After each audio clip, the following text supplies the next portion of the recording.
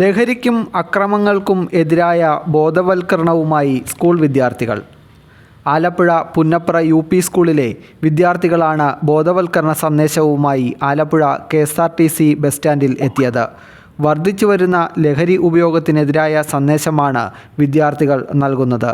Punnapra UP സ്കൂളിലെ scout and guides യൂണിറ്റിലെ 32 വിദ്യാർത്ഥികളാണ് ബോധവൽക്കരണ സന്ദേശം പൊതുജനങ്ങൾക്കായി KSRTC ബസ് സ്റ്റാൻഡിൽ നൽകിയത്.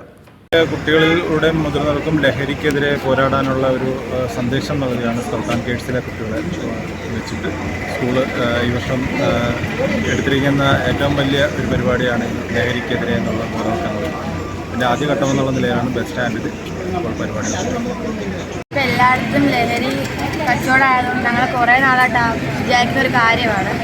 ഞങ്ങൾ ഇപ്പോൾ അതുമായിട്ട് ഇറങ്ങിയിരിക്കുകയാണ് എല്ലാവരുടെയും ഇത് മാറ്റാൻ.